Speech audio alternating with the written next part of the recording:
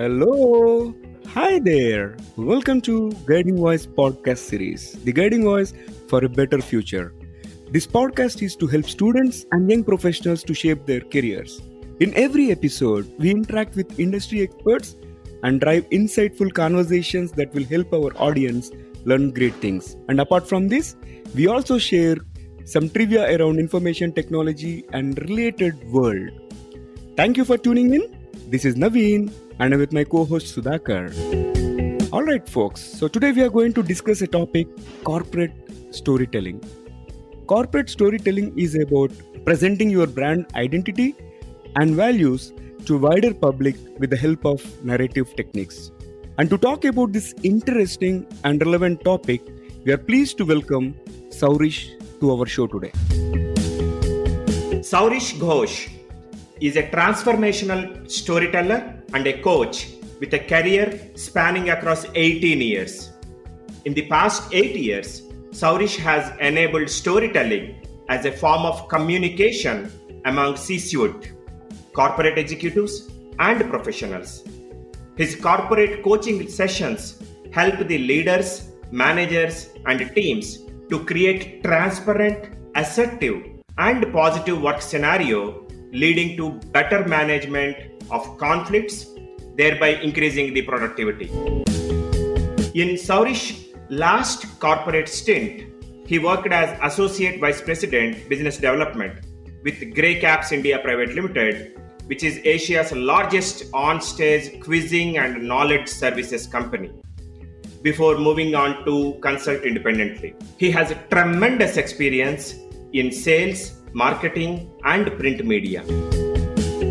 Sourish has launched 4 national level business magazines, 14 vernacular periodical magazines, including India's first magazine in Urdu called The Sunday Indian, 1 PC magazine, and has interviewed some of the top CXOs in the country for the same.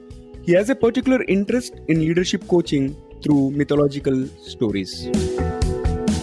Sourish's corporate experience spanned across industries like education, print media, IT-enabled services, and knowledge process outsourcing. Excellent. Sourish, let's start with your career. What made you choose business storytelling as your profession? Wow, that's a very interesting question. See, I've always been very fascinated with the world of stories. I'm from Calcutta. I've grown up in a house where my father and mother were very ardent storytellers. And some of my early schoolings has been from the land of the mythological stories where Ram and Ravana, Arjuna, Krishna, these were all characters who taught me good from bad. Now that we are very near to Durga Puja, it's interesting because our entire celebration of Durga Puja happens across in a very interesting story on Ramayana. Apparently, this is not the time when the goddess visits the earth. This is the time when she was invoked by Ram to kill Ravana by her boons. So, storytelling has been always a part of my life. In my career, whether it was in the print media or in marketing and sales, I had to do a lot of presentations to clients. And you can well understand these are CXO level people who may not always have time for a PPT. And I'm a slightly brick and mortar guy. I don't believe in technology so much because PPTs have a way to crank up whenever you require them the most. So for me to engage these people, especially in very senior levels, I had to have a good conversation running. And I realized that stories is a very good way to connect to people personally. Because even if you're talking to a corporate, you are still having a decision maker who is a human being. So largely I realized that they connected to me because of the anecdotes that I used to tell them, stories of my servicing and how it has helped my clients really worked. So, that's why I realized that storytelling needs a lot more prominence in the world today. And to be honest, I was playing host to a couple of teachers from Norway and Sweden, and they come to India on their government grants to learn storytelling. And I was surprised because they wanted to introduce storytelling as their school curriculum. And I remember this lady, she told me, Sourish, you're so lucky to be a part of India because your culture is made out of stories. And, we wish we would have such a rich culture like yours so our children could grow up knowing a lot many things than just corporate culture. And that made me thinking that, wow, the whole world looks at India in a way of storytelling and in terms of a culture of stories. I think then it's my duty here as an Indian to take that culture forward. Excellent. Actually, the passion reflects in your answer, Sourish. What do you love the most about this business storytelling, Sourish? See, the best part about business storytelling is that you are able to infuse your personal interest, your personal passion with the work that you're doing, provided you are doing your work passionately. And in business storytelling, things have to be a little crisp. So, how do you create a compelling narrative in a limited time with limited resources? And that's always the challenge, and that's always where my interest lies in business storytelling or corporate storytelling, as people would like to label it as. That's wonderful, Sourish. Now let's flip the coin and talk about challenges in your profession. Just going by your previous question, when you asked me about what was the thing best about storytelling. See, the thing about storytelling is all about connection, memories. I feel that there is a pure, unadulterated, focused learning and good experience. However, some of the challenges that I face today in our profession, and I probably speak from our community of storytellers, as much as the country loves stories, we have the largest movie industry in the world, we are churning out so many interesting stories in terms of movies, a storyteller is still not regarded as somebody very noble or pious. In fact, people love stories, but they use the colloquial word of storytellers as if you're telling a story, you're basically telling a lie, you're peddling untruth, you're peddling lies, and you're peddling something which is deceitful. And that is why a lot of people shy away from calling themselves storytellers, because of this so-called social taboo that has been built around the whole idea of storytelling. But the best part about storytelling is that it's based on truth. It's not lies. Stories are not lies, but truth well told. We need to probably change people's attitude, because the whole world looks at us in awe. I mean, if you see, some of the most successful people have been the gurus who have come out from India and have gone to the West and preached our culture and our way of thinking, and it has got a lot of prominence. We perhaps now need to be a little bit more proud of our own culture, probably similar to, say, a Japanese or even some of the Western countries who really give their culture a very high pedestal in their sense of belief. We need to, and that is the challenge. And the second challenge is making people be aware that a story can actually change your life. They have been taught in school, in colleges, in our education system that we need to speak facts. And the moment you're not speaking fact, you're faffing, you're bluffing. But the stories are actually the best way the human brain connects. The facts will only get you so long and so far. But a story will actually help you internalize what is being told and remind you and remember. So that has been a challenge, and that's what I've been trying to do for the majority part of my career. This is very interesting, Sourish. And who do you think should choose this profession?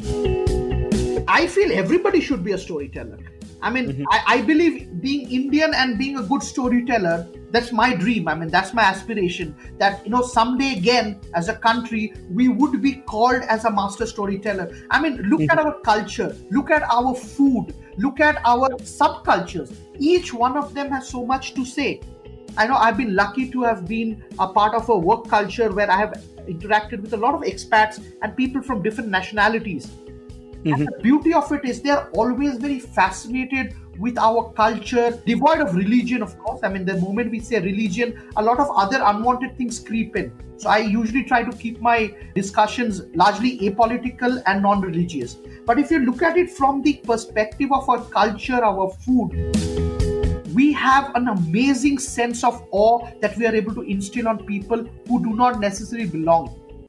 I remember having a very spirited conversation on biryani, the favorite food of all Indians. And I'm sure, you would also agree with that. And part of your country has some of the spiciest version of biryani that we ever get in the country.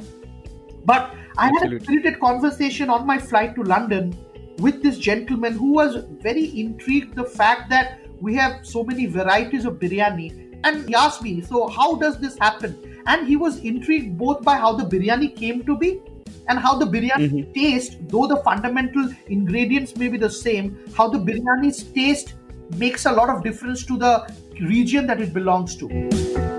Now, why am I sharing this story is it did not require me any additional accreditations or any kind of a PhD to know that a biryani tastes differently, and that every Indian largely would know about biryani with different times. I mean, there is a Mughlai biryani, there's a Hyderabadi biryani, there's a Awadh biryani, and I can go on.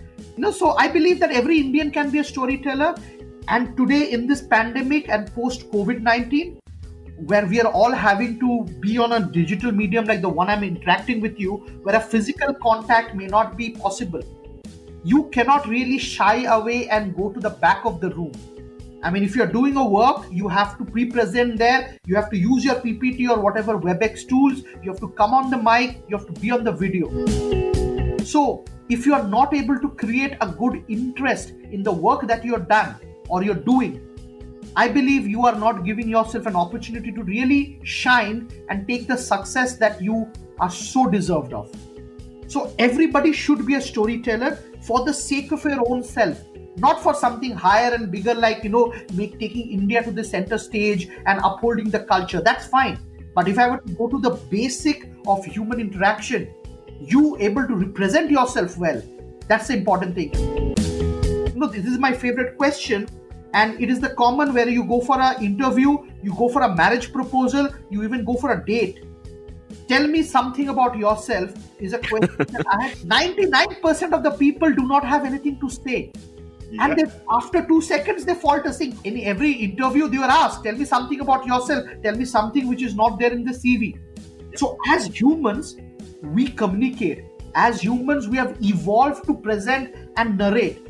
Why are we shying away? Just because somebody has told us stories are lies, you should not tell stories. So everybody should be a storyteller, and everybody should say a fantastic story about who they are, because they owe it to themselves to be interesting. Absolutely, Sourish. Inspiring and intriguing at the same time. And like you mentioned, being an Indian, we have always been surrounded by the stories from our childhood, right? On that topic, what is your favorite story that you have ever told or even ever heard so far? Oh, wow. This is a difficult question. I have so many favorite stories. Let's do it this way. It's especially during the Durga Pujas that I really miss home. I have not been home for quite some time. And the Durga Pujas are usually during the month of October, November, when the weather is fine and everything is good and people are in a mood to celebrate. And it's also a story that I usually tell in my corporate classes to teach about professionalism. Now, sometime back, I told you that the advent of the goddess during Durga Puja is not the time that she comes to the earth. I mean, there is a time in the Indian calendar when each of the gods and goddesses visit the earth because that is their hometown or the home place. So apparently the story goes like this, and I might be wrong, but this is again hearsay told story, so it's a folklore. It says that when Ram wanted to kill Ravan, now Ravan was a very established demon who had a lot of boons from gods and goddesses, so it was impossible to kill. Apparently when he conferred with the gods on how to kill, the god said that the only celestial being that can give you a boon to kill Ravan was goddess Durga. And the interesting part of it is that he had to invoke the goddess Durga to get a boon and that weapon which ultimately he uses to kill Ravan by bursting that pot of immortality in his navel. Yeah. Now, Ram was a Kshatriya. He cannot invoke the goddess. He is not meant to be. And it has to be a Brahmin with that kind of a power to be able to invoke a powerful goddess like Durga to come on the earth. Now, apparently, in that place, near Lanka and South India, the only Brahman who had that kind of punya or urja, as you can say, the power to invoke the goddess was none other than Ravan. And apparently Ram sent for Ravan, reminded him of his duty of being a Brahmin, and Ravan came, invoked the goddess, got the boon for Ram so that he can be killed, knowing very much that is his destiny now. He's invoking the goddess will come, the goddess gives the boon to Ram to kill Ravan. But no point of time did Ravan ever shy back from doing his duty well, because he was bound by his bindings of duty as a Brahmin to be able to invoke the goddess for whatever the goddess was being invoked for.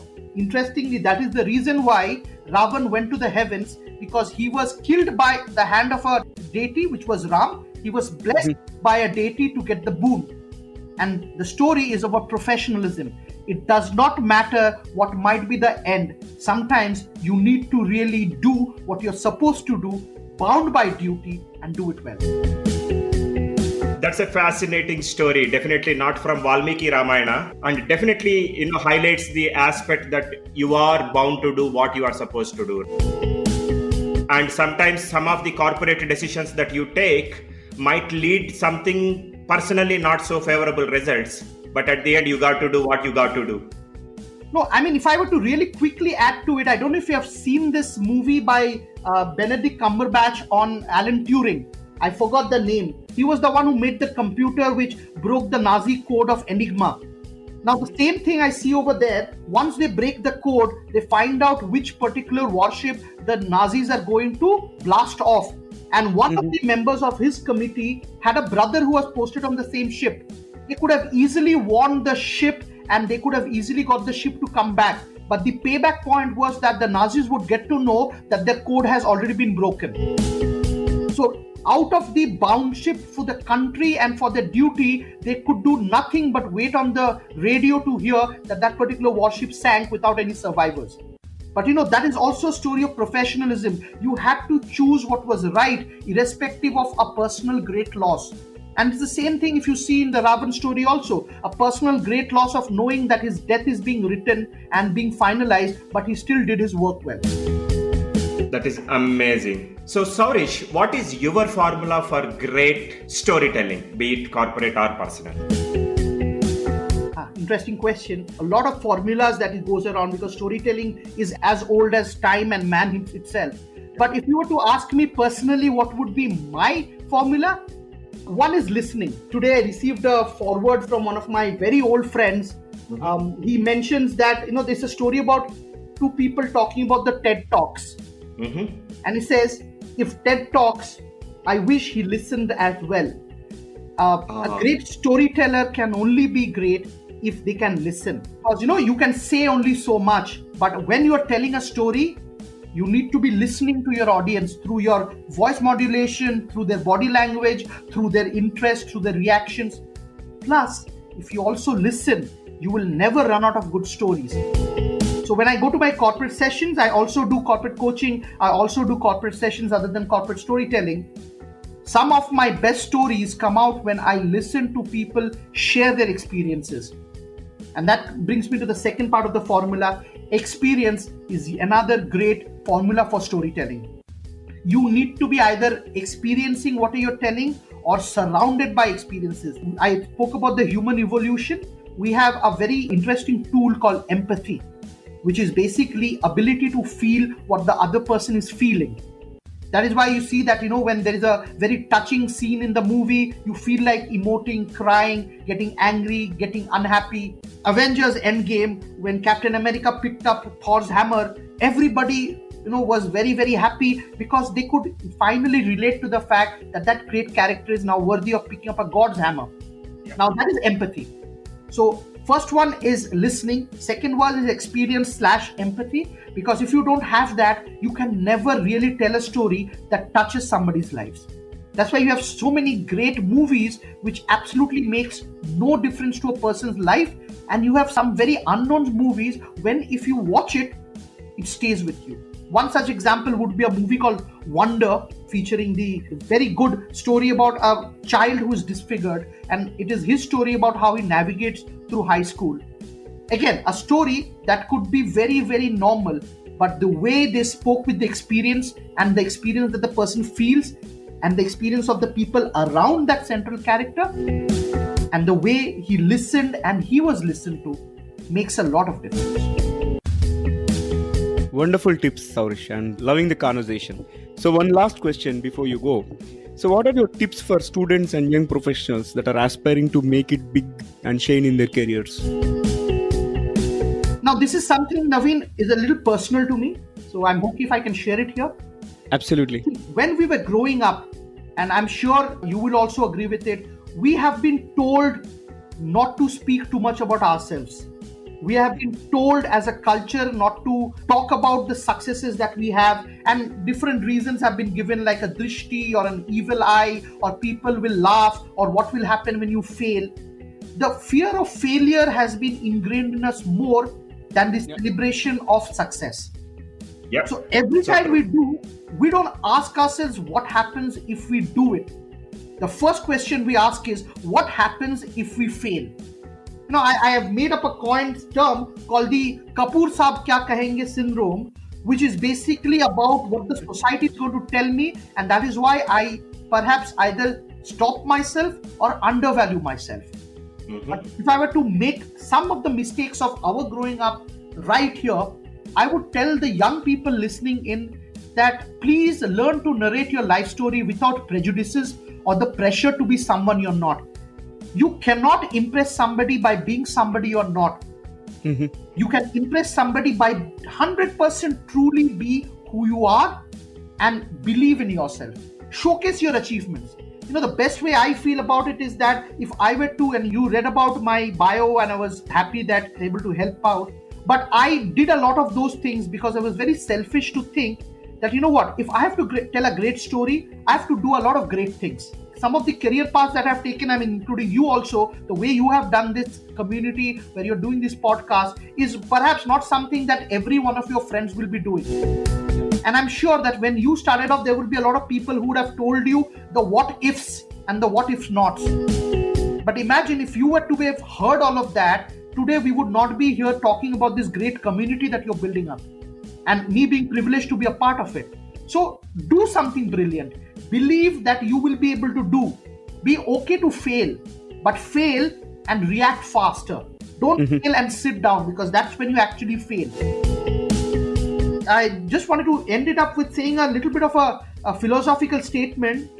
So Sant Kabir, the great saint, he had said that, when we come to the world, we cry and the world laughs. Ensure that you do something so great that when you go away happily and laughing, and people cry. And if I were to be, memory serves me right, the Hindi version is that कबीरा जब हम पैदा हुए तो जग हंसे हम रोए, ऐसी करनी कर चलो कि तुम हंसो जग रोए.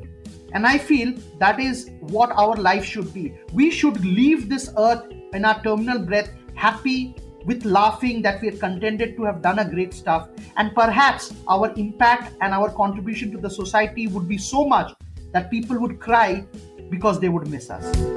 So think big, believe that you can be big, and then go do your story and then narrate it. That's really amazing. Someone said this: you actually fail when you give up. And the world has seen a lot of give ups, but we celebrate the guys who carried on, and that is what we should be. We should not give up. In fact, my schoolhouse motto, which I follow, is never give up. 3 simple words, but makes a whole lot of difference once you crack the secret behind it. Thank you so much, Sourish, for joining us today. And it is amazing, interesting and intriguing conversation. It was indeed a great discussion on corporate or business storytelling. Thank you. Thank you, guys. Dear listeners, to know more about our speaker and the content, visit or follow us on social media. We are available on LinkedIn, Facebook, Insta, Twitter, Pinterest, and also on YouTube. Just search for The Guiding Voice and then follow, like, subscribe to us, and also share within your network. Also, feel free to email us at The Guiding Voice for you. That is TheGuidingvoice 4 as a digit u at gmail.com. Or WhatsApp us on India number 9494587187. Again, it is India number 9494587187, and we will be happy to collaborate with you. Alright, so it brings us to the trivia segment of today's episode. And today we are bringing you an interesting trivia about renting goats for grazing. Yes, You heard it right. Do you know Google rents out goats from a company called California Grazing, which helps in cutting down the amount of weeds and brush at Google headquarters? Interesting, isn't it? Thank you for listening. There is more in store. Stay tuned. Have a wonderful time. Take care. Be safe. Until next time, bye bye.